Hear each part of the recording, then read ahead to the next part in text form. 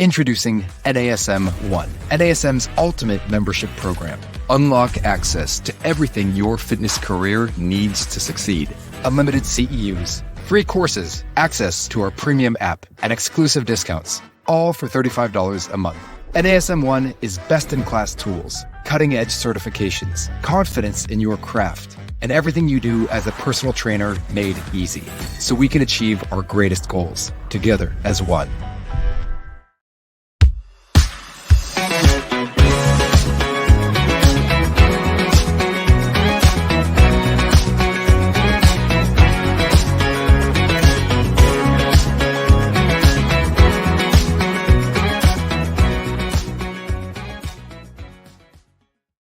Well, hello there, listener, and welcome to this week's episode of the Better Than Fine podcast. I'm your host, Darlene Marshall, and I've been working on today's episode for a while. Not only the research that went into this episode, but my approach to it and how I wanted to talk about it. If you've been listening to the show for a while, you've probably heard me do previous episodes on nutrition. And you might have noticed that the whole focus of all of those episodes has always been about adding in the good stuff, what I call additive nutrition. And that's because I believe very much in the psychological evidence that shows that when we focus on restricting food, it is not so great for us mentally and emotionally. Specifically when that restriction is external, when we feel like we have to limit our foods because we should, soft quotes should. And you might have heard me say before that I think the three horsemen of the wellness apocalypse is shame, blame, and guilt, right? Like when we do things from the place of shame, blame, or guilt, that it damages us psychologically and emotionally. We don't want to integrate negative motivation in that way. But yet, what do we do when it becomes clear that something is actually bad for us? How do we approach that in a healthy way? And as a practitioner, what are the ethics of how I talk about that if I know that restriction or shame or guilt are not great for the holistic approach to someone? It's probably not going to be a surprise to you as a listener to hear the statement that processed foods are not healthy foods. They are not great for humans to eat. The trouble, both scientifically and as a practitioner, is that not all processed foods are the same, right? Is the applesauce that I get at the farmer's market that was made locally and just has honey as a sweetener, the same as what I'm going to get at the grocery store? Is a burger that is made with a bun that was baked fresh this morning and has no additives in it the same as what I'm going to get in the drive-thru? The answer to those questions is no, but they are both technically have some degree of processing in all of those examples, but the effect in the body is very different. And over the last few months, I've been asking myself some really big questions as I've been preparing for this episode.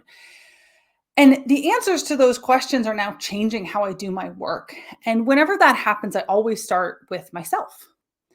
And that's how I want to start this episode.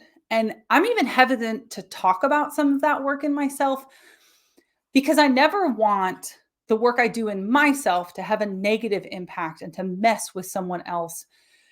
I am aware that as a practitioner, as a person who has made the effort to build a platform like this one, as an expert in the field, that when I say something, it's going to impact another person emotionally, physically, mentally, and it's going to impact how other practitioners think about that work. And so I try to be really careful about how I deliver messages like this, because I think that kind of influence comes with a responsibility. About 8-ish months ago, I really started to recognize in myself that I was getting uncomfortable physically. I was having some digestive issues, some uncomfortable physical symptoms. And I've also talked on the show before that if we go back 2 years, when I was preparing for my wedding, I hired a trainer, someone I knew and trusted. to help me look and feel my best on my wedding day. And they convinced me that the best way to approach that was to go through a bulking phase. For people who aren't in fitness, that means a phase where you put on a lot of muscle. And of course, with that also comes a fair bit of weight. And a lot of the way we did that was through supplementation. I was adding a bunch of processed foods into my diet that I don't normally eat. Unfortunately, that bulking phase was supposed to be followed by a cut phase. That's when you cut body fat, and it didn't work. So, unfortunately for me, through that whole time period, I had a lot of on-camera work. I also, my wedding was at the end of it, and I was really unhappy with how that all went. It's meant for the last 2 years, I've been carrying all of the extra weight that was added at that time. And that hasn't been particularly fun for me. And generally, I try not to care too much. I don't care that much about weight. But about 8 months ago, I had to start getting honest that I just didn't feel very good. And I didn't feel very good about myself and about my body in a way that hasn't been around in my consciousness for a while. And I struggled with how to talk about that mindfully, and eventually realizing that I was having shame about feeling too heavy because I wasn't supposed to be feeling bad about feeling heavy. And that's just not helpful. It's also not weight neutral, right? To add the layers of shame about how I'm supposed to feel isn't a very evolved set of ideas. But over the years, I've learned that I need to be patient with myself, and eventually an aligned way to move forward will reveal itself. If I just keep getting curious, why do I feel this way? What am I doing? What do I know about what I'm doing? Um, Toward the end of last year, while I was working on a completely different project other than this show, I was nerding out really hard about processed foods and going down some deep rabbit holes. And you've probably heard a fair amount, it probably isn't a big surprise to you, the idea that ultra processed foods are bad for humans. But how bad? And what I stumbled on is what I thought ultra processed meant is not what I thought it was at all. And I want to walk through in today's episode that thought process, how I learned this information, and essentially this idea, like, how bad are ultra processed foods for us? Why? And what exactly is an ultra processed food? And then from what I learned, how I've been changing myself, and also how that's affected my practice, how I'm shifting what I do professionally. Normally, when I speak publicly on anything to do with fitness and wellness, there's really two core ideas. One, I'm certain about how I feel about something. And two, that it's additive, that it is contributing positively to well being. And when it comes to the ultra processed food question, the question to me is that there's got to be a threshold where we recognize that something is bad for us, and how do we mitigate that negative in our behavior? And we find that boundary, then we learn how to manage it in our lives. And so I submit to you an episode in 3 parts. The first is, how bad are ultra processed foods and why? The second is, how do we judge what an ultra processed food is? And when we get there, I'm going to teach you about the Nova Foods classification system. And then the third is, how am I navigating this stuff in myself? And how is it now affecting my clients? And maybe, hopefully, that journey will be helpful for you as you make decisions about your own health and well-being. And let's just start with, what's an ultra processed food? So many things that we have eaten have gone through some type of processing, right? A moment ago, I mentioned applesauce, right? I've made my own applesauce from my own apples on my apple tree. And that's technically processing, right? I'm scrubbing them down, I'm boiling them, I'm mashing them up, and I'm mixing them with a whole bunch of stuff, right? That's processing. But ultra processed foods are beyond just any kind of processing, right? They have a excised amount of processing that we're going to get to in a second. And at this point, ultra processed foods are basically everywhere in our lives. It is estimated that 60% of an American adult's calories on average come from ultra processed foods. And for teenagers and children, that's 70% or more. We're at the early stages of understanding what these foods do to a human body. And for that reason, I think of this as a massive public health experiment. Um, and I think it's really important if we're going to talk about industrial foods that we need to recognize that it's not all bad. For many people in the world, industrial foods have set them free. If everyone had to grow their own food locally, that would really limit what could be in your diet. And if all of the food that you ate in a day had to be prepared by someone in your household, traditionally that was women. And if you were home all day making everything from scratch, that meant that women couldn't have careers. They couldn't have lives outside of the home. And so having cheap calories that could be quickly and easily prepared was relevant to women having lives outside of the home, but also to people who grew up in poverty. And as someone who grew up in food stamps myself, I'm really sensitive to the idea that we're going to glorify not having any processed foods, because industrial processing allowed us to have foods that could stay longer on the shelf, could be transported farther, could be kept safe for consumption, and made more cheaply.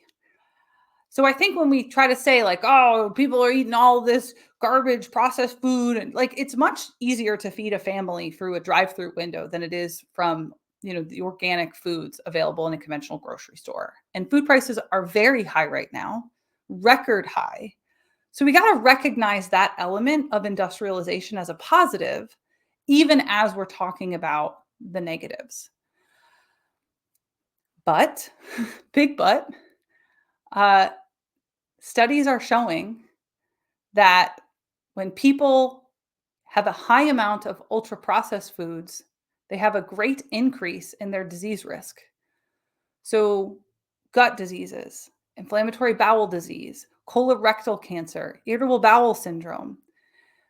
It's a big body of evidence, and typically when I talk about stuff like this, I'm really cautious about drawing conclusions because it's hard with nutrition. There's a lot of different factors and variables. So let's take IBS, irritable bowel syndrome, as a perfect example of this. Stress can instigate an attack of IBS.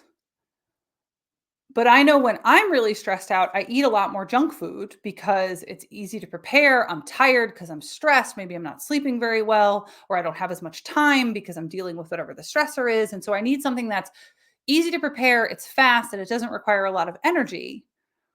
Well, is it the stress? Is it the cheap food? Which is it that's instigating the problem in terms of the IBS attack? It's hard to say. You're listening to the Better Than Fine podcast. I'm your host, Darlene Marshall, and we're talking about ultra processed foods and the NOVA food scale. So we want to draw these conclusions. And I found when I've talked to other people about ultra processed foods, they'll mostly talk about added sugars, right? And that's partly because we've been taught to think about things in terms of, well, it's bad for me because of the sugar. It's bad for me because of the blood sugar climbs and spikes and drops, or the calories. And so what did food manufacturers started to do? Well, they started to put in 0-calorie sweeteners. And now the calories are lower. They say that we're not going to get the same blood sugar spikes, but we're not seeing changes in the rates of disease. So what does that mean? Well, it's not only sugars in ultra-processed foods. It also includes emulsifiers, food coloring, microparticles, and nanoparticles. So let me break down what all these words mean, because I think one of the problems we're having in these conversations is that influencers will produce content, pop it up on Instagram or TikTok. They'll use these words, but they don't explain what they mean. And then the conversation is just super muddy. So emulsifiers are additives that change the texture and consistency of the food by keeping the food all in one whole without splitting. So the example would be if you go to use like a natural, soft coats natural ketchup, and it's kind of liquidy and you have to shake it a lot, but you don't have to with like the mass-produced industrial ketchup. The latter ketchup has an emulsifier in it to keep the water and the oil from separating, right? And that's in all kinds of foods, just to keep them in the right consistency on the shelf longer. Sweeteners, we already talked about, like high sugar foods, right? High fructose corn syrup was everywhere 5 or 10 years ago. So then food manufacturers just started using 0-calorie sweeteners. And so a lot of times those 0-calorie sweeteners are being added to foods we don't necessarily think of as sweet foods, but that's to increase the amount that you will crave that food, even if you're not consciously aware of it as sweet. And then we get into microparticles and nanoparticles. Those are food additives that affect the consistency of the food. And they're called microparticles and nanoparticles because they're compounds that humans would not typically have ingested, even if they occur in nature, right? And they're going to be used in a label for an organic food because look, it's natural. Or they're industrial compounds. And those do things like keeping powdered food from caking up, right? If you think of like food that comes in a packet and the powder easily comes out of the packet, there's stuff added that aren't typically what a human would ingest, but it's to keep it from getting all lumped together and then you'd have to like mash it up again. Okay. So altogether, these foods do a few things. These compounds do a few things in ultra processed foods. So the sweetness is a way that wouldn't occur in nature. We'd call that a supernormal stimulus because too sweet for what you'd normally have. It's textured in a way that you're going to like really react to the texture. Or they're super convenient, right? Because I don't have to mash up the things that are all caked, or I don't have to defrost it in the same way, or whatever. And to collectively, they make these foods hyper palatable or hyper convenient. And then we're going to crave them more. We're going to work them into our lives in that way. And the problem is, like I said a moment ago, some of these compounds are not compounds that humans would typically ingest. And then the question becomes, well, what's the effect of the body on that, right? So let's rewind the tape again.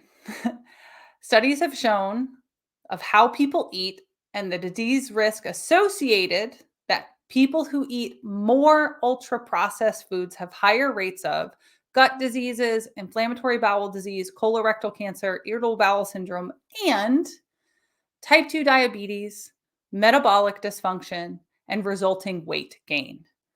Which is not to say that being in a larger body is inherently bad, but it can be a symptom of underlying problems related to metabolic function. So let's peel the onion a little bit further. 4 days before recording this, in February of 2024, a study was published in Nature, which is a major scientific journal, titled Ultra Processed Foods and Food Additives in Gut Health and Disease. Let's read a quote from this study. Effects on a range of outcomes, including the gut microbiome, intestinal permeability, and intestinal inflammation. Broadly speaking, evidence for the effects of ultra-processed foods on gut disease comes from observational epidemiological studies, whereas, by contrast, evidence for the effects of food additives comes largely from preclinical studies conducted in vitro or in animal models. Okay, we're going to break that quote down in just a second, but you're listening to the Better Than Fine podcast. I'm your host, Darlene Marshall. We're talking about ultra-processed foods, and then in a minute, we're going to get to the NOVA food scale. But first, let's break this quote down so we can drive this point home. Ultra-processed foods mess with our digestion. It affects the gut microbiome, so the bacteria, the organisms that live in your gut that most of us have heard in this point benefit our health. Ultra-processed foods damage the microbiome. And then they use the phrase intestinal permeability. That's leaky gut syndrome. That is essentially your digestion is a long tube with a membrane that broken down food particles, resources, energy, minerals, they get transported through that membrane. But if I break a wall, right, it's easier to get through. So when you have increased gut permeability, there's essentially cracks in the membranes, and then partially digested food, other compounds that shouldn't be in the bloodstream break through the gut lining, and it results in inflammation throughout the body and the immune system reacting in ways that are not good for us. And that can eventually contribute to autoimmune diseases, to inflammatory problems, to a whole bunch of other issues. And then intestinal inflammation, that's when the wall of the intestine is irritated, kind of like that gut permeability thing, and then it swells up. And think about that like if you had irritation on your skin, like you had a rash and how it's itchy and it doesn't feel good. Yeah, you don't want that on your insides. So that's just the first sentence of this statement. But then the second half of this, so evidence for the effects of ultra-processed foods on gut disease come from observational epidemiological studies. That's what we've been saying so far, right? That we look at epidemiology, human disease, and we can observe that the people who eat more of these foods have these adverse health outcomes. But evidence for the effect of food additives comes largely from preclinical studies, so not related to health, conducted in vitro. That means in a test tube, or animal models. So it's saying that the study of these effects is happening in epidemiological studies, so studies of people's health. But the study of the food additives is mostly done in petri dishes and in animals.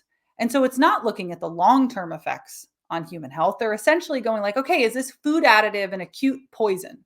If I give it to this mouse, does the mouse die within a month, a couple of weeks or a month? Or if I do this reaction to a bunch of cells in a petri dish, do the cells die? No. Great, let's put it in the food. And that's why I said that we're in the middle of a massive public health experiment, because that's the chain of scientific evidence that led to us all eating these compounds. I knew some of this. I mostly was under the impression that ultra-processed foods weren't good for blood sugar. But what really started getting me to change my thinking was when I started reading about the effects on the gut and the gut lining, and therefore my immune system and my organs.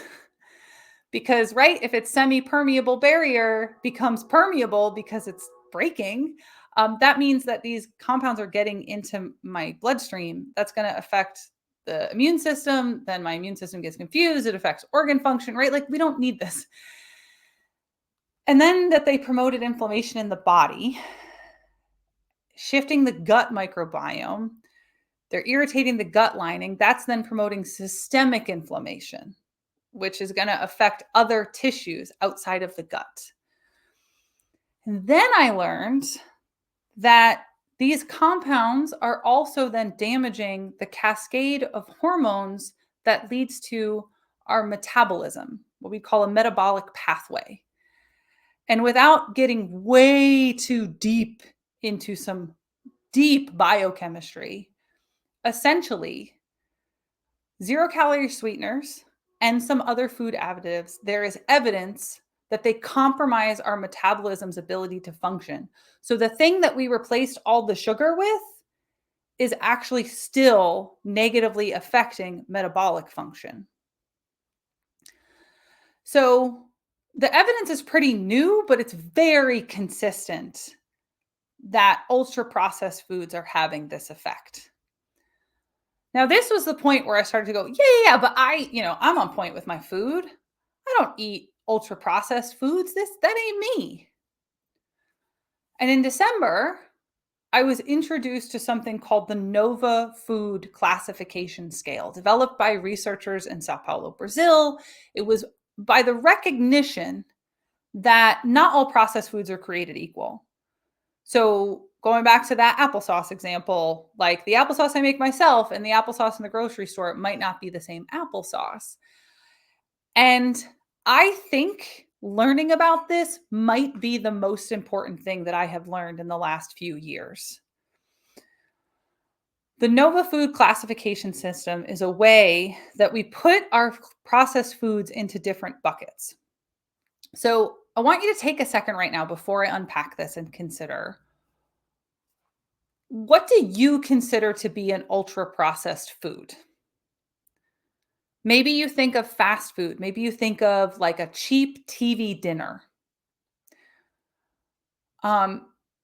But what's not in your mind a processed food? So is it the loaf of organic bread that you got? So it's labeled organic, it's labeled whole grain and natural, but it's still coming in like one of those plastic bags with like a twist tie on it.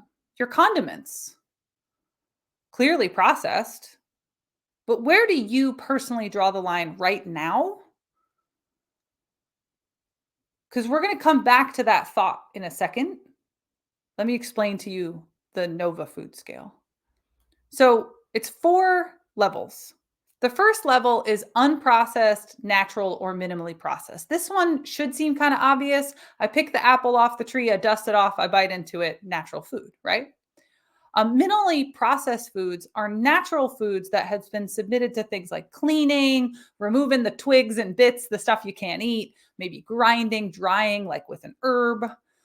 Fermentation, so natural, unchemically accelerated fermentation, pasteurization, refrigeration, freezing. So fruits, veggies, rolled oats. I hunt with my bow. I get meat. I don't do anything to it other than cook it. I eat it. It's great. Pasteurized milk, fruits, dried fruits or nuts that don't have any sweeteners or salts or other stuff in it. We're going to come back to that thought in a second. And whole grains. So grains of wheat or oats, corn. So that's unprocessed, naturally, minimally processed. That's level 1. Level 2 is what's known as processed culinary ingredients. So this is you ground the wheat to make some flour, but you didn't do anything else to it. You pressed olives to get olive oil, but there's nothing else in the glass bottle, which some olive oil on your grocery store shelf has other stuff in it. If you don't check, you don't know. So essentially, this is extracted from natural foods and from nature by processes like pressing, grinding, pulverizing, sugars made from cane or beets, honey pulled from honeycombs, butter, right? I got to churn cream to get butter. This category also includes combinations of ones and twos, so like salted butter. And I like to think of this as like ingredients a fancy chef would use without being offended. So that's 1, unprocessed, minimally processed, natural. 2, processed culinary ingredients. 3 is essentially combinations of ones and twos. So if I made a loaf of bread at home with flour, oil, water, and yeast, veggies that you preserve through canning and brining, pickles, right? Pickles with nothing preservative in them, natural bacon without extra stuff on it, canned tuna, fermented foods that don't have preservatives in them. That's level 3. And then level 4 is our ultra processed. So emulsifiers, anti-caking agents, dyes, chemical preservatives, and then artificial or modified fats and sweeteners. The list for ultra processed is really long. When I read it the first time, it felt overwhelmingly long. And this was the point that it really started to get to me. So this list is from the original classifying researchers in Sao Paulo, Brazil. If you Google Nova food classification scale, you'll pull up, the first hit should be the PDF that has this list. But I want to unpack it on the show just to give you a sense of what we're talking about here. So here we go. Packaged nuts that have added fat, sweetener, or excess salt. Just that alone. Or excuse me, I said nuts. Packaged snacks. Packaged snacks with added fat, sweetener, or excess salt. That is every protein bar, packaged nuts. I mentioned the dried fruit from my grocery store. The dried fruit at my grocery store all has added sweeteners to dried fruit. Packaged cookies, ice cream. Ice cream has emollients in it to make the texture hyper palatable, and extra sweetener from what I've made when I've made ice cream at home. So any kind of frozen extra dessert also has stuff in it to get it to hold that cute shape. Industrial produced candies and confections, carbonated soft drinks. So obviously soda, but then that's also diet sodas, right? The artificial sweeteners are affecting our guts and our metabolism. Some of the seltzer that I was drinking, had artificial taste, like flavoring in it. That's an industrial compound. Energy drinks, sports drinks, canned, packaged, dehydrated, or other instant soups, noodles, sausage, desserts, drinks mixes, and seasonings. So this is anything that you get that's like a powdered packet. It's got an anti-caking agent in it. Sweetened and flavored yogurts, including fruit yogurts, because those have emollients, preservatives, and sweeteners, including 0-calorie sweeteners to keep the calorie count on the packaging low. Dairy drinks, including chocolate milk, sweetened juices and modified juices, margarines and spreads. That one's probably obvious. And then we have a whole block labeled pre-prepared. So pre-prepared or packaged meat, fish, veggies, pizza, pasta dishes, burgers, hot dogs, sausages, poultry and fish nuggets and sticks, and animal products made from remnants. Everything in that category is going to have chemical agents in it to hold the shape and change the palatability. Sometimes with things that change the texture, but also the 0-calorie sweeteners we've been talking about. Packaged breads and buns. This one really got me. Packaged breads and buns, because again, it's to make it more shelf stable, it's to extend the shelf life, but it's compounds we wouldn't normally associate with bread. Baked products with ingredients such as hydrogenated vegetable fat, sugar, whey, emulsifiers, and other additives. Breakfast cereals and bars, instant formula and drinks, meal replacement shakes, pastries, cakes, and cake mixes, and distilled alcoholic beverages. For me, that is an overwhelmingly long list. And 3 months ago, had I listened to someone else do this list, I would have been super dismissive, because not all of it could be that bad, right? If it doesn't have added sugar, it couldn't be that bad. But it is the revelation that anti-caking agents and emollients are accumulating in the gut and damaging the gut permeability and microbiome and causing gut inflammation. That's the evidence that caused me to park myself, because it's the downstream effects of that gut permeability and inflammation that are then causing inflammation in other places in the body and damaging the metabolism. And I had a big old wake up. You're listening to the Better Than Fine podcast. I'm your host, Darlene Marshall, and we're talking about ultra-processed foods. So after that big old wake up, I had to ask myself, well, what am I eating that's on this list? And if I back up a second, research from Northeastern University published in 2022 showed that 73% of the foods in American grocery stores is ANOVA 4. So 3/4 of the food available to me at my local grocery store is ANOVA 4. And I live pretty rural, so I think it might actually be higher for me. And then I found a study in March of 2022 published by the European Journal of Clinical Nutrition that showed that food and nutrition specialists, so these were French specialists, which I think actually makes it a little bit worse, researchers, doctors, dietitians, and people who worked in the food industry could not group commonly marketed foods properly, even when provided with the ingredient list. So these are people who specialize in this information. And the NOVA scale has been out as a research tool for 10 years. And so this was only 2 years ago. So 8 years into this, and these experts could not properly classify. Now, there's 2 criticisms of this. The first being that some of the NOVA classification instructions seem self-contradictory. And let me give you a very concrete example.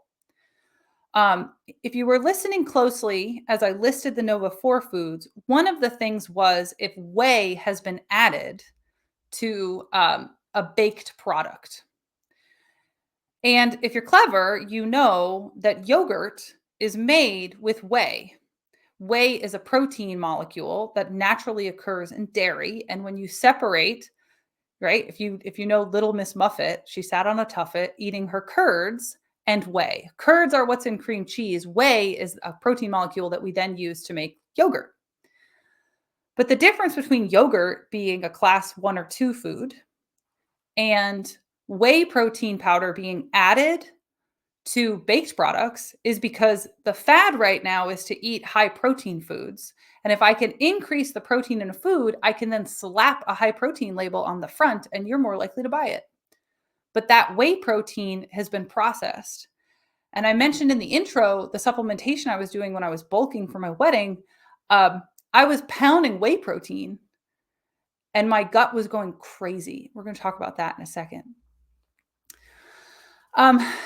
So that's the first criticism, is that it seems contradictory, self-contradictory. But if you dig into it, it's not. And not all the other criticism is that not all Nova 4 foods would be impacting the body equally. And that might be true, but we actually don't know yet which ones are harmful, because the way that food additive research is currently done, like I said, is done in the lab or in animals, and it's relatively short term. So a moment ago, I'd asked you to draw your own line of where you would put ultra processed. And for me, that line moved a lot when I learned this information. Because what we know, as we've unpacked in phase 1 of this episode, is that high Nova 4 foods correlate with all those adverse health outcomes that I just listed. And I'm really uncomfortable delivering this information because I don't want to freak people out. I don't want to lead them astray. I want to help people. And so generally, when I learn something like this, my first step is always, let me practice this on myself. Let me experiment with this on myself and see what happens. So in January, I was like, okay, what happens if I remove 90% of the Nova 4s from my diet?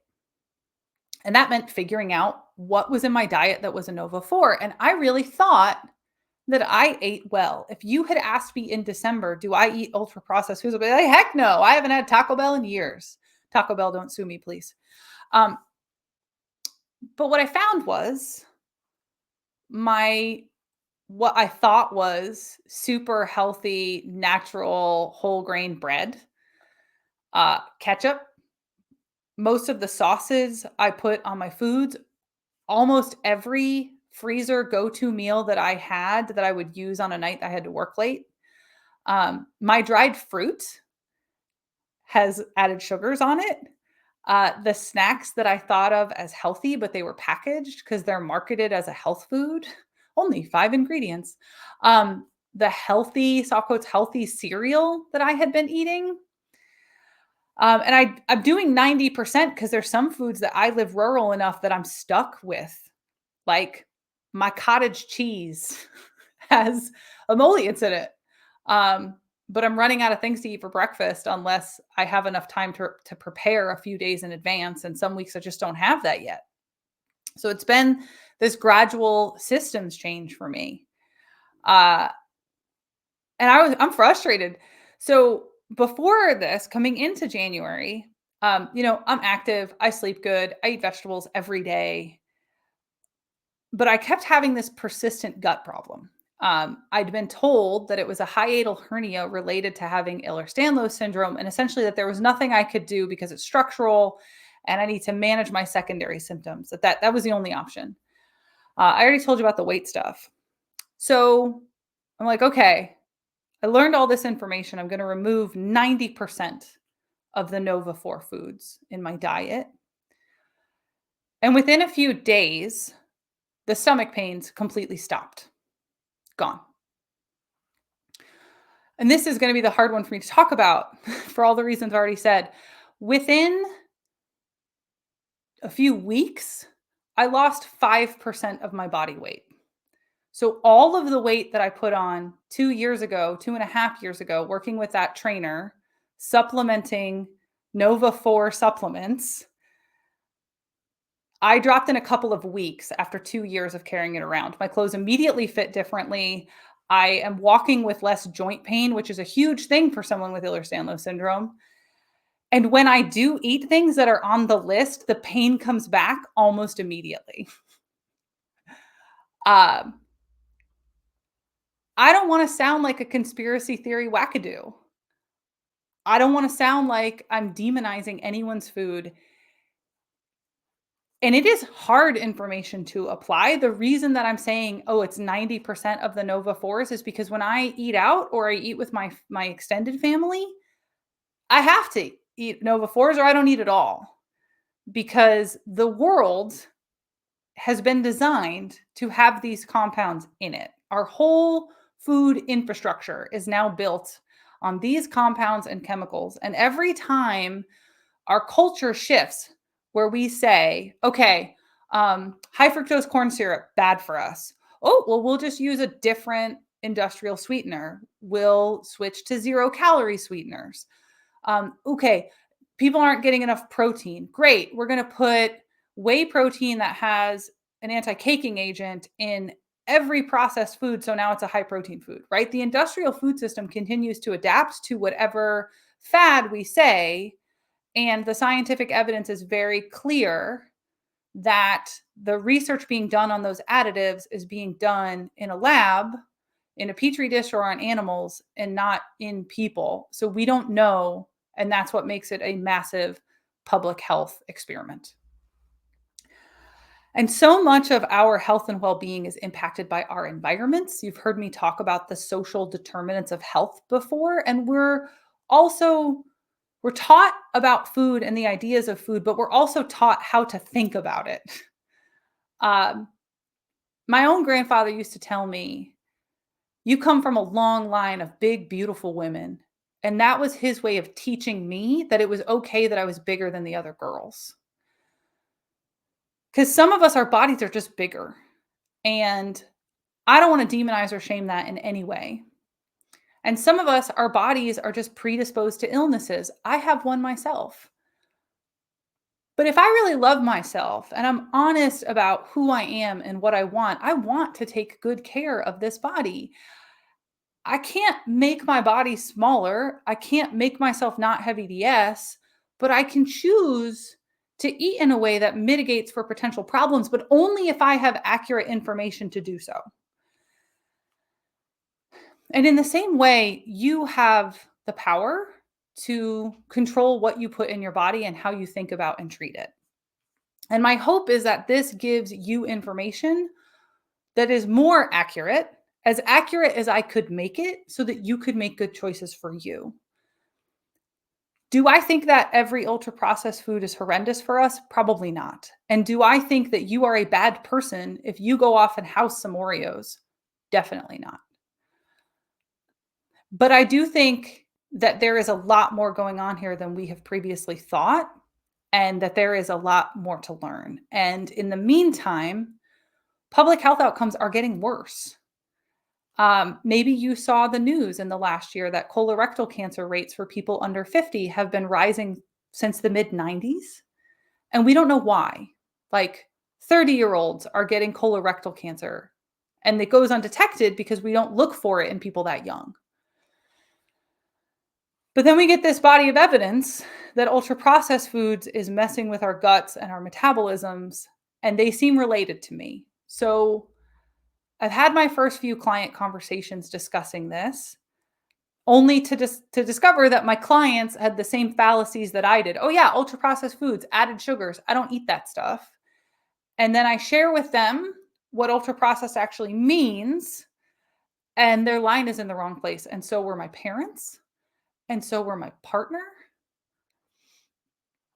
I think collectively we've got the line in the wrong place, partly because we've been manipulated to feel that way. And it's going to take a while to move it around and figure out where the right spot is. I think over the next few years, you're probably going to see that Nova 4 classification break out into different groups, and I wouldn't be surprised. But underneath that is the knowledge that these foods have also been engineered to be hyper palatable so that people will crave them more. And that makes change related to food even harder than it already was, even more complicated. And I don't want to demonize anyone for their food choices, but the compelling evidence is that some of the things that we have been sold aren't really food. They're products disguised as food. And I think there are well-meaning people and practitioners who are trying to shape the conversation, but they're missing some really important information about what is good for us long term. And I want to wrap this up by just saying I really want to hear your thoughts and questions and ideas and concerns, because I have every intention of doing follow-up episodes on this topic because I'm still figuring it out. And that's why I'm being so careful and couching how I'm sharing this information. But I know for me, the moment that I shifted away from the worst of what I was putting into my body, I felt a lot better. And I'm seeing all of these changes, the ease of my movement, the reduction in inflammation. And I can't not share that, even though I don't have all the answers figured out yet. So I'd love to hear your feedback. I always want to hear your feedback, but I really want to hear your feedback on this. So you can email me. It's info@darlene.coach. On Instagram, I'm also darlene.coach. You can DM me on Instagram or LinkedIn. Of course, if you're a fan of the show, I hope that you've already subscribed. I know this is a long episode and I go broad and deep, but it's because this stuff to me is some of the most important stuff that we're missing in the public health conversation. And I'm betting you that you're going to hear a lot more about it in the next 18 months. And I want you to be prepped with good information for your own health. So thank you for listening. Thank you for being a fan of the show. Reach out and let me know what you think, and be well.